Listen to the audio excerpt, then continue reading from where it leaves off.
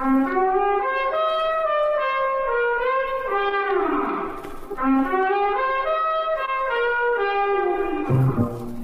a private investigator means two things.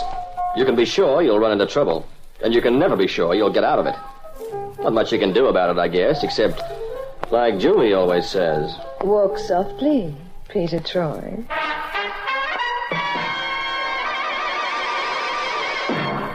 And now Peter Troy investigates Lydia and the long shot.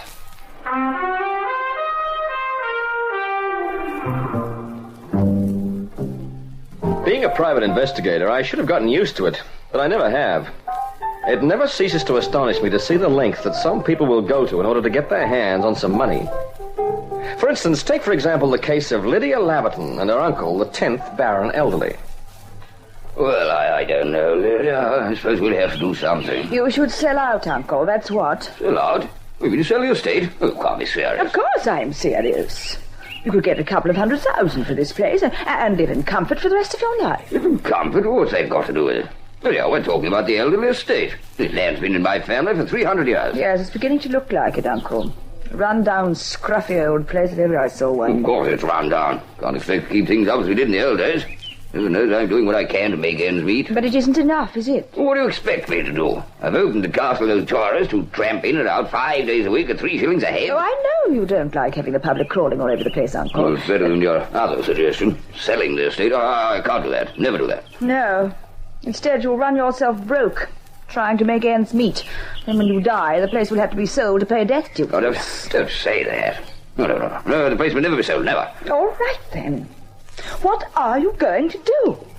You just have to make some more money somehow. Yes, I know, confound it. I suppose I could put that soda fountain in the stables. Hanged if I like the idea, though. It wouldn't make all that difference to the tourist trade, and it would only cost money. Well, dash if I can think of anything. But I was turning over one idea in my mind. It's a little unorthodox, shall we say, but it might work. Good idea to boost the tourist trade. Oh, don't just stand there, girl. Let's have it.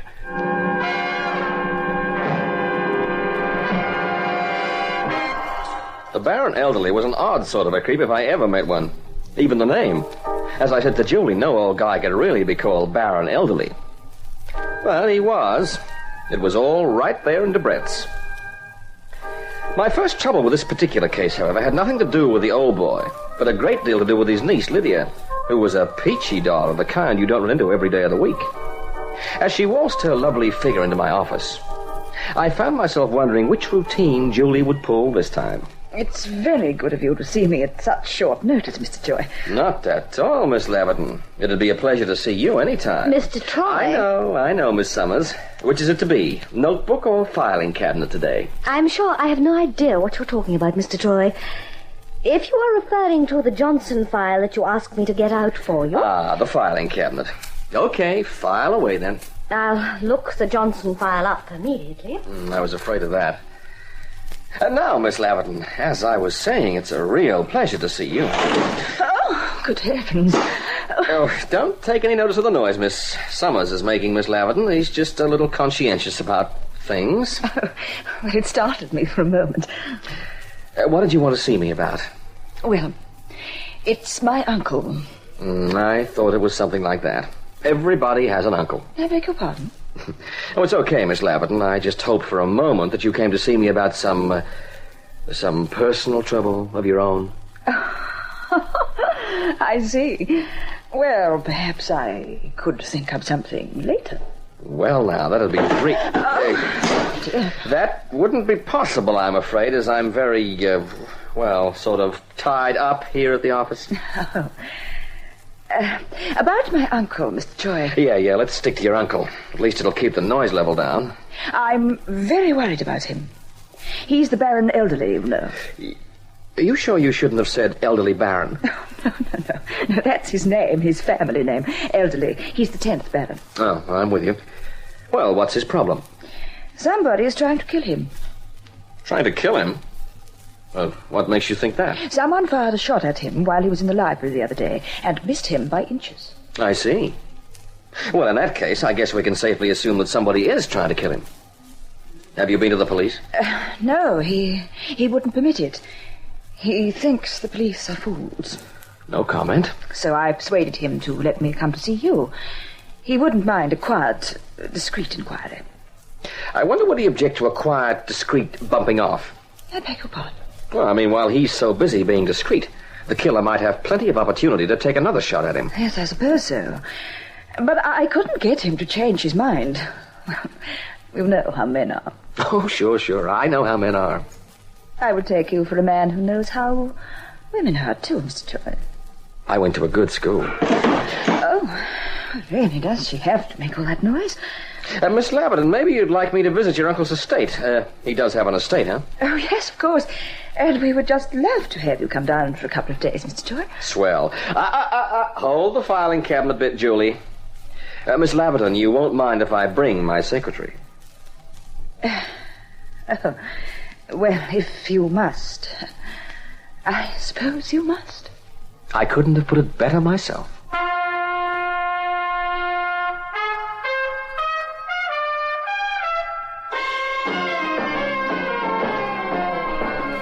Jolly decent of you to pop down here to see us, Troy. Oh, and you, Miss Summers, of course. It's a pleasure, Baron. You don't have much good company these days. Plenty of people, of course. Too dash many for my liking, but there's no help for that. People, my lord? Oh, Uncle means the public. The place is open to the public for a small charge 5 days a week. Yes, I can tell you I look forward to Monday and Thursday. Those are our days off, you know. We should really keep the castle open every day, but Uncle insists on 2 days off. Oh, dash it all, man's got to have some peace. All those grubby people crawling about the place. Oh, hang it all, this is my home. It's a very expensive home, Uncle.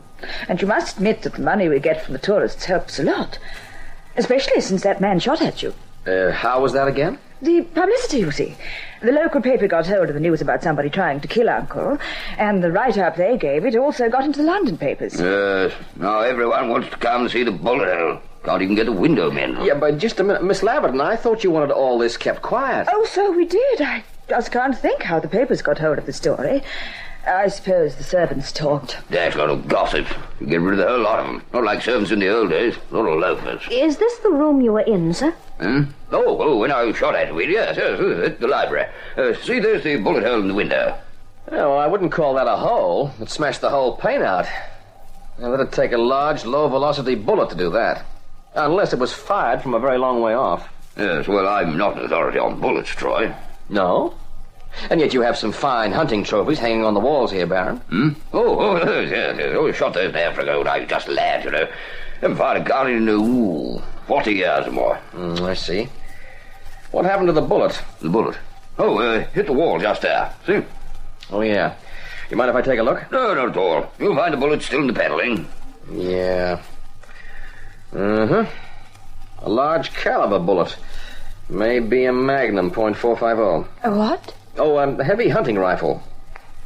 Somebody went to a lot of trouble over you, Baron. That bullet would stop a rhino or an elephant at reasonably close range. Huh? Oh, yes, I expect it would.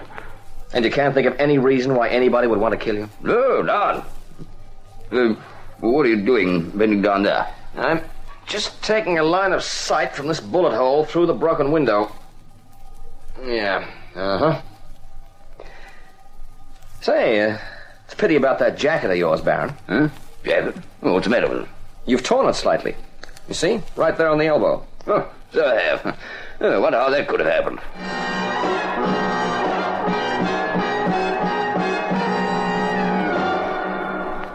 Well, this is it, Julie. This tree, is it? What do you mean, it? This is where the shot was fired from.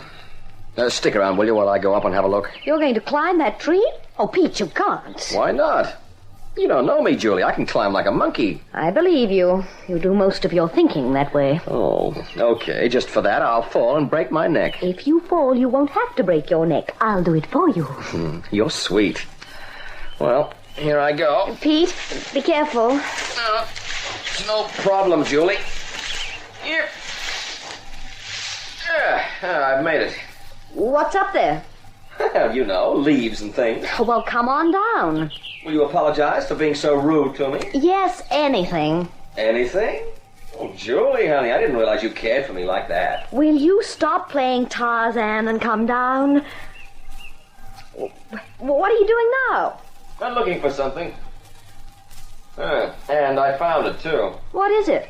I'll show you. Coming down. Well, watch out. Be careful. Yeah. Look out, Pete. You're slipping. Now she tells me what? Oh, Pete. Yeah. Pete, are you all right? Oh, that tree is a menace to life and limb. They ought to cut it down. You didn't have to go crawling around in it like that. Oh, can I help it if I have an adventurous spirit? Are you sure you're all right? No bones broken or anything? Oh, I bashed my head as I fell. Oh, never mind that. Anything serious, I mean. Oh, thanks, honey. I think well of you, too. Well, at least I found what I went up for. Well, you did what? This little tweedy thread. That? You risked your neck for that? This, my dear girl, happens to be the key to our whole case, of which the facts so far are as follows. 1, the shot that was fired came from a Magnum hunting rifle, such as the one that Lord Elderly has in the case in his hall. So? 2, I'll bet you we'll find that rifle has been fired recently, unless the cunning old devil has been terribly, terribly clever and cleaned it, in which case we'll find it oozing with gun oil. I don't get it. And 3, this thread which I took from that branch up there matches the tear in Lord Elderly's jacket. You mean he was up that tree and fired that shot himself? I always said you were a smart chick. Why would he do that? Ah, now that's his little secret. So let's go up to the castle and ask him. Oh, and remind me to get my fee for the quickest bit of solving I ever pulled.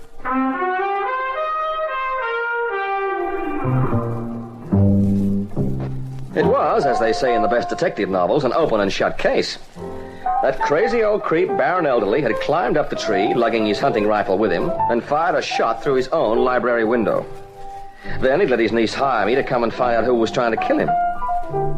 As to why he did it, well, I took a pretty accurate guess at that one on the way back to the castle. Publicity, Troy? What the devil are you talking about? I'm talking about the reason why you pulled this silly stunt of pretending somebody was trying to kill you. Stunt? I resent your implications, sir. Okay, you go ahead and resent. It doesn't alter the fact that this thread of material matches your jacket. And that I found up a large tree out there. Well, who gave you permission to climb a tree, sir? I'm strictly forbidden there. Well, you asked me to solve this case for you. Climbing trees? What do we have next? Every idiot boy comes here and pays his measly 1 6 if we want to climb all trees on the estate. Lord Elderly, do you mind if we discuss this matter of the shooting? Yes, I do mind. I do not intend to stand here and listen to a lot of Tommy Rod about climbing trees and hunting rifles. You fired that shot, sir. What I want to know is why. Well, mind your own business. Okay. I'll tell you again, Baron. You did it to get publicity, so people would do exactly what they have been doing. Paying their money here to see you and the bullet hole in the wall. Oh, absolute balderdash, sir. What I can't figure out is why you got me into the picture. I don't understand that either. And frankly, Troy, the sooner you are out of the picture, the better I shall like it. Well, we agree on something. What's the trouble, Mr. Troy? Miss Summers tells me that you're leaving. She's gone upstairs to pack. That's right, Miss Laverton. We've solved your little mystery, if you can call it that. You mean you found out who's been trying to kill Uncle? Nobody's been trying to kill him, Miss Laverton. He's been playing games, that's all. How dare you, sir? If I may make a small request, Baron. Yes? Knock it off. Well, really? Miss Laverton, I don't think there's any more I can do here. There is the question of my fee, but perhaps I better mail you an account. Now, if you'll excuse me, I think I'll go up and pack, too.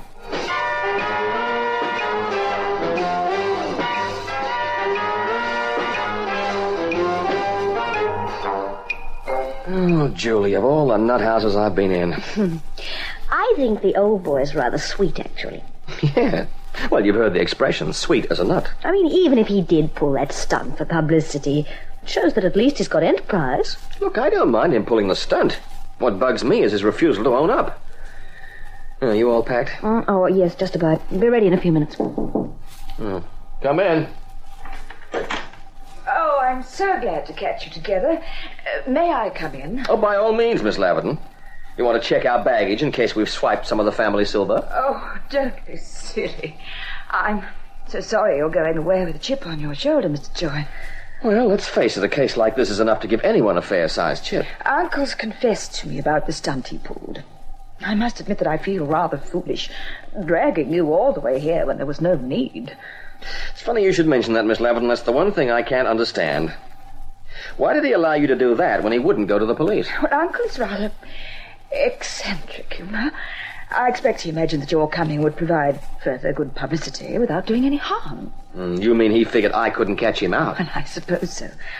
After all, you're not a regular detective, are you? Not a...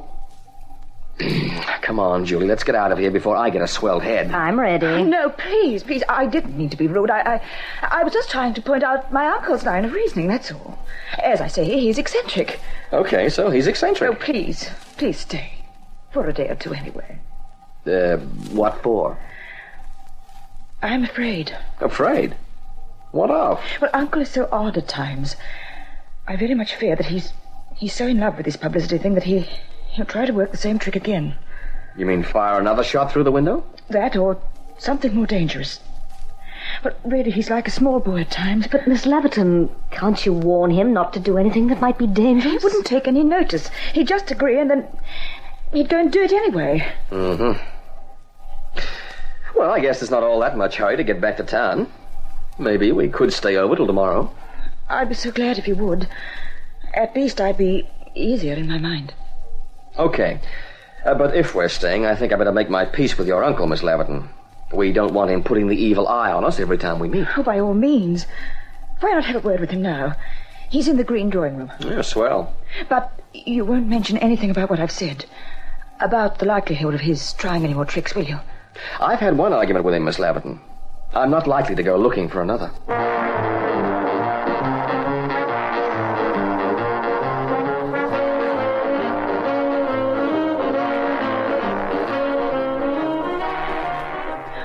There you are, Uncle.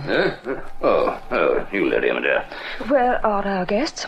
The Troy fellow? Oh, outside somewhere. He and that secretary of his gone for a walk in the grounds, I think. Good. He wasn't, unpleasant when he saw you, I hope?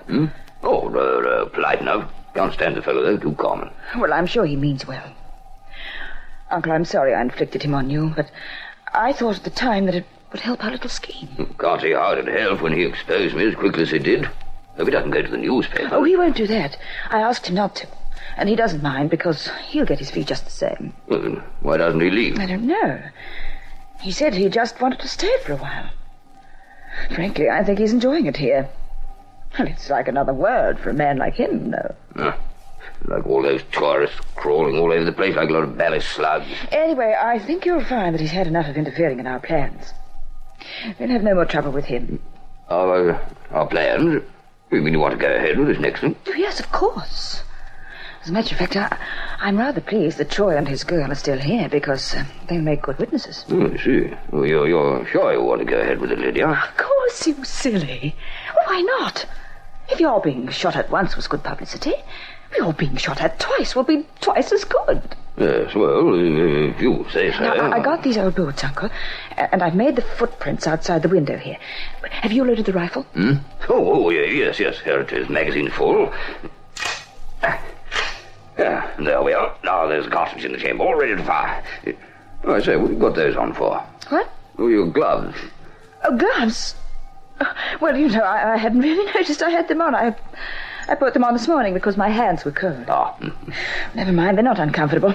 Now, give me the gun, Uncle. Oh, why, I can fire the shot quite well. Your eye isn't as good as it was. And I want to make sure that this one is the right height. The angle of that other shot was bad. But hang it all, you fired that other shot from the tree. Yes. I'm sorry I tore your jacket, by the way, but at least it saved me from getting a nasty graze. Yes, well, never mind that. Get on with it if you're going to. All right. Well, let's get set then. Just stand right over there, Uncle.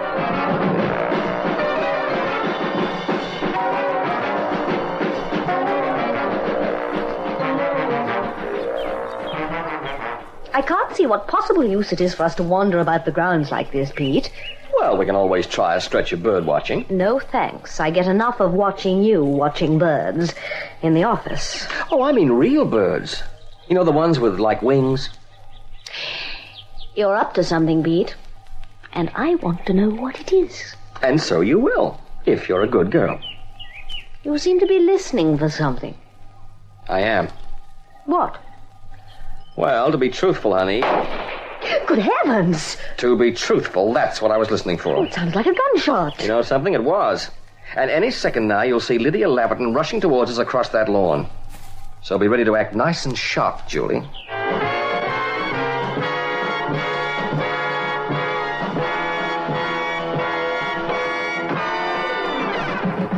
This way, Mr. Troy. In the green drawing room. Here. Mm-hmm. I heard the shot and I rushed in, and there he was. Just as you see him now. Lord Elderly. Is he dead? Yes. Oh, it's horrible. I told you he'd be fooling around with that gun again. Uh-huh. But don't just stand there saying like that. My uncle's killed himself in an awful accident, and all you can do is to stand there grunting like an ape. What would you like me to do, Miss Leverton? I don't know. I suppose we should call the police. Mm-hmm. Pity about the old guy. I guess you'll inherit his estate now, Miss Leverton. But of course. I'm his only living relative. Naturally, he's left everything to me. Well, that's where you're mistaken, Lydia.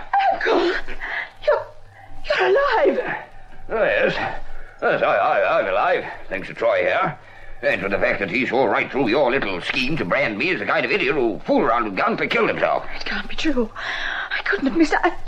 Miss Leverton, you always miss with blank cartridges. Your uncle and I fixed that Magnum rifle. We loaded it with blanks. Just as well. Little monster. He tried to kill me. You'll find that gun straight at me. A wacky scheme, but it might have worked. She establishes you as a crackpot baron, gets me here to expose your little publicity scheme. Which was her idea in the first place. And then she stages this setup to make it look as though you'd accidentally shot yourself dead trying to fake another shooting. I wondered why she had those gloves on. That was to keep her fingerprints off the rifle, I suppose. Yeah. That right, Miss Leverton? You can't prove anything without Uncle's testimony. And he would never go into court against me. I'm the last of his family. Lydia, I left everything to my old university. Changed my will in their favor 5 years ago. I never told you because you never asked me. What? Looks like you backed a very long shot, Lydia, assuming that your uncle's will was still in your favor. Oh, boy, what a mess you've got yourself into. I can't help thinking how much nicer it would have been if you'd come to me with something rather more personal of your own. Now, wait a minute. So far, all we've had is attempted murder. And unless you want to be involved in a real one, I suggest you just walk softly, Peter Troy.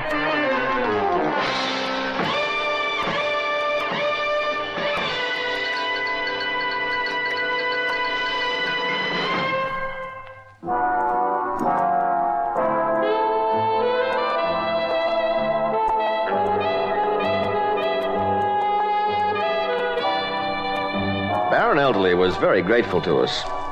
I'm only sorry I can't say the same about Miss Lydia Laverton, who is currently a guest of Her Majesty's government in something less than baronial splendor. The Baron even managed to scrape up some kind of a fee for me. But I cannot forgive him for a particularly dirty double cross he pulled on me on the last occasion he was up in London. He had the hide to make a dinner date with Julie. And I was frantic for 3 days until I found out who she'd been out with. Oh, me. Frailty, thy name is woman.